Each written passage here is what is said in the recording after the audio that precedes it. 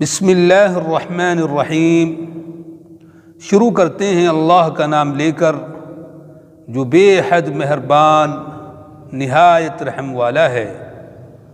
سورۃ الکافرون مکیہ، اس سورت کا نام سورۃ الکافرون ہے۔ پہلی آیت میں لفظ آیا قل یا ایھا الکافرون، یہاں سے پوری سورت کا نام سورۃ الکافرون رکھ دیا گیا۔ مکی سورت ہے، ہجرت سے قبل نازل ہوئی۔ قل یا ایھا الکافرون، آپ کہہ دیجئے اے کافروں، لا اعبد ما تعبدون، میں عبادت نہیں کرتا ہوں ان خداؤں کی کہ جن کی تم عبادت کرتے ہو، ولا انتم عابدون ما اعبد، اور نہ تم عبادت کرتے ہو اس کی کہ جس کی میں عبادت کرتا ہوں۔ ما بمعنی من ہے، اس خدا کی، اس اللہ کی کہ جس کی میں عبادت کرتا ہوں اس کی تم عبادت نہیں کرتے ہو۔ ولا انا عابد ما عبدتم، اور نہ میں عبادت کروں گا ان خداؤں کی کہ جن کی تم عبادت کرتے ہو۔ ولا انتم عابدون ما اعبد، اور نہ تم عبادت کرو گے اس خدا کی کہ جس کی میں عبادت کرتا ہوں۔ لکم دینکم ولی دین، میرے لیے میرا مذہب اور دین ہے، اور تمہارے لیے تمہارا دین ہے۔ اس سورت کا مطلب سمجھنے کے لیے آپ کو تھوڑا سا تاریخی پس منظر سمجھنا ضروری ہے۔ نبی پاک صلی اللہ علیہ وآلہ وسلم نے جب نبوت کا اعلان کیا، جب آپ کو نبوت سے سرفراز کیا گیا، اس وقت آپ کی عمر مبارک 40 سال تھی۔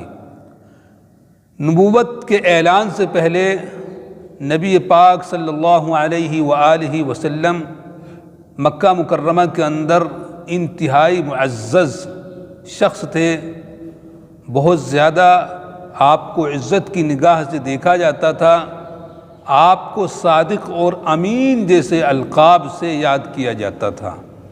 لیکن جب نبی پاک صلی اللہ علیہ وسلم نے نبوت کا اعلان کر دیا، نبی پاک صلی اللہ علیہ وسلم نے لوگوں کو ایک خدا کی عبادت کی دعوت دی، بہت سے خداؤں کو چھوڑنے کا، ایک خدا کی طرف آنے کا حکم دیا، دعوت دی، تو تمام مکہ والے نبی پاک صلی اللہ علیہ وسلم کے مخالف ہو گئے، اور یہ سلسلہ چلتا رہا۔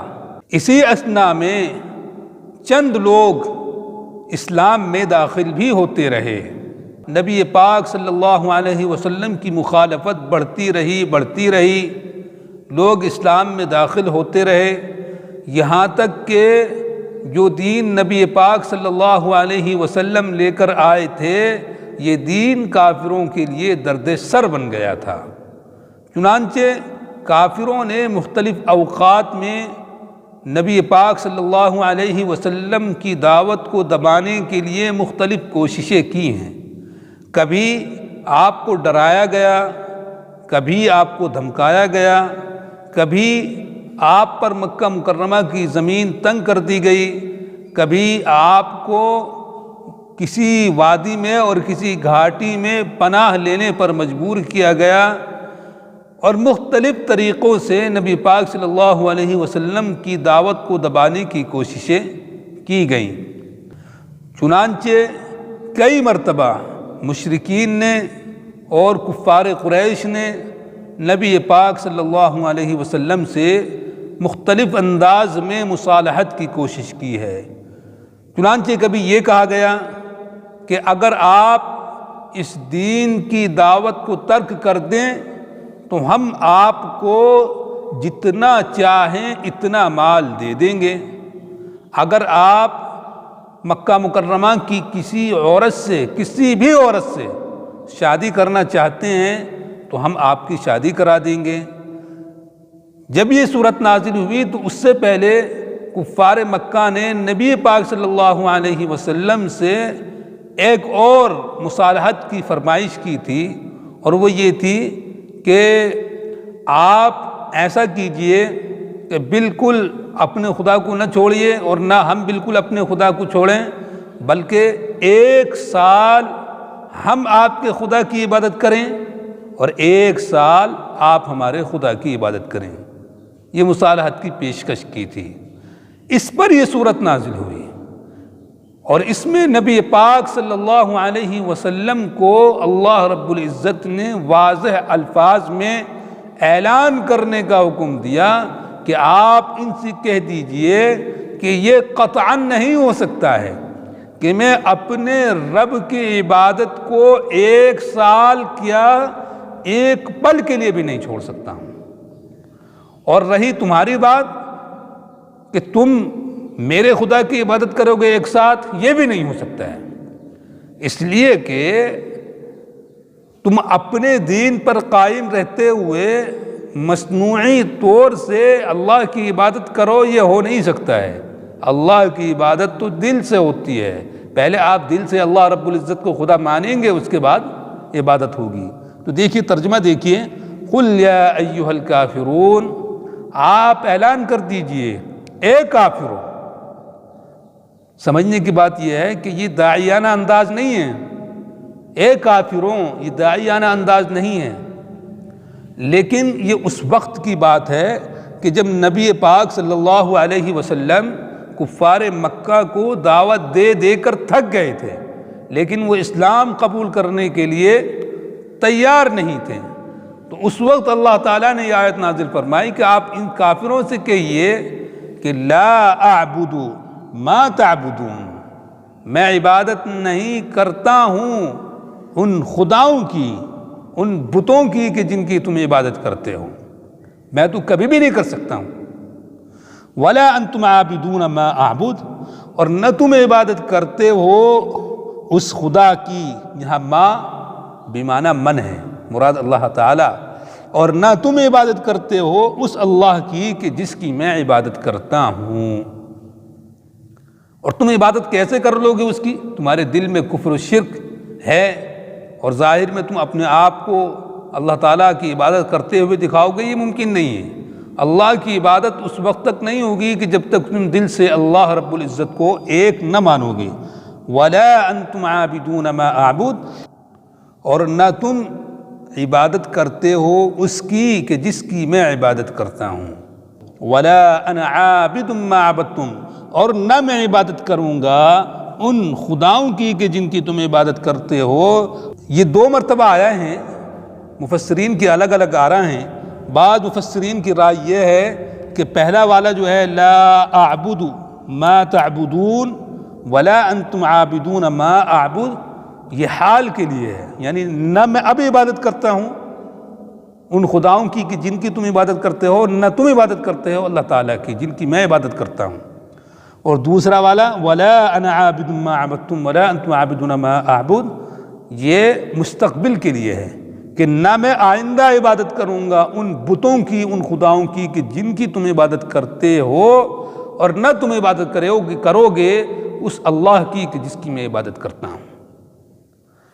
اور بعض مفسرین کی رائے یہ ہے کہ یہ تاکید کے لیے ہے، یعنی تاکیدی معنی پیدا کرنے کے لیے اللہ رب العزت نے تکرار کے ساتھ یہ آیت نازل فرمائی کہ یہ ممکن ہی نہیں ہے کہ میں تمہارے بتوں کی 1 سال کیا 1 پل کے لیے بھی عبادت کروں، اور نہ یہ ممکن ہے کہ تم کفر و شرک کے ساتھ اللہ رب العزت کی عبادت کر سکو۔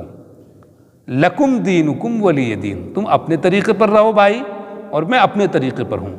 دین کے 2 ترجمے ہیں، ایک تو دین کا سے مراد مذہب طریقہ ہے، تو ترجمہ ہوگا لکم دینکم ولی دین، میرے لیے میرا طریقہ ہے، میں اس پر گامزن رہوں گا، اور تمہارے لیے تمہارا دین تمہارا مذہب ہے، تم اس پر گامزن رہو گے۔ اور ایک ترجمہ دین کا جزا و سزا ہے، لکم دینکم ولی دین، تمہارے لیے تمہارا بدلہ ملے گا، تمہارے کیے کہ تمہارے اعمال کا بدلہ ملے گا، اور میرے لیے میرا بدلہ ہوگا۔ لنا اعمالنا ولکم اعمالکم، میرے لیے میرے اعمال ہیں اور تمہارے لیے تمہارے اعمال ہیں۔ قیامت میں سب پتہ چل جائے گا کہ کون حق پر تھا اور کون ناحق پر تھا۔ تو ترجمہ دیکھیے ایک بار اور، قل یا ایھا الکافرون۔ اس سورت کی فضیلت میں نبی پاک صلی اللہ علیہ وسلم سے کئی روایتیں مروی ہیں۔ ایک یہ کہ نبی علیہ السلام نے اس سورت کو سونے سے قبل پڑھنے کا حکم دیا، اس لیے کہ یہ کفر و شرک سے براءت ہے، یہ بھی اس کی فضیلت کی بات ہے۔ نبی پاک صلی اللہ علیہ وسلم کا معمول تھا کہ آپ سورۃ الکافرون کو فجر کی 2 سنتوں کی پہلی رکعت میں اور دوسری رکعت میں قل واللہ احد تلاوت فرمایا کرتے تھے۔ تو ترجمہ ہوگا قل یا ایھا الکافرون، آپ کہہ دیجئے اے کافروں، لا اعبد، میں عبادت اور پرستش نہیں کرتا ہوں ان خداؤں کی کہ جن کی تم پوجا کرتے ہو، ولا انتم عابدون ما اعبد، اور نہ تم عبادت کرتے ہو اس خدا کی کہ جس کی میں عبادت کرتا ہوں، ولا انا عابد ما عبدتم، اور نہ میں عبادت کروں گا آئندہ ان خداؤں کی کہ جن کی تم عبادت کرتے ہو، ولا انتم عابدون ما اعبد، اور نہ تم عبادت کرو گے اس خدا کی کہ جس کی میں عبادت کرتا ہوں۔ لکم دینکم ولی دین، تمہارے لیے تمہارا طریقہ ہے جو تمہیں مبارک ہو، اور میرے لیے میرا دین اور میرا طریقہ ہے۔ اور دین کا ترجمہ اگر جزا و سزا لیا جائے تو ترجمہ ہوگا لکم دینکم، تمہارے لیے تمہاری جزا و سزا ہے، تمہیں اپنے کیے کا بدلہ ملے گا، ولی دین، اور میرے لیے میرا بدلہ ہے، مجھے اپنے کیے کا بدلہ ملے گا۔ اللہ تعالی ہم سب کو سمجھنے کی توفیق عطا فرمائے۔ وآخر دعوانا ان الحمد للہ رب العالمین۔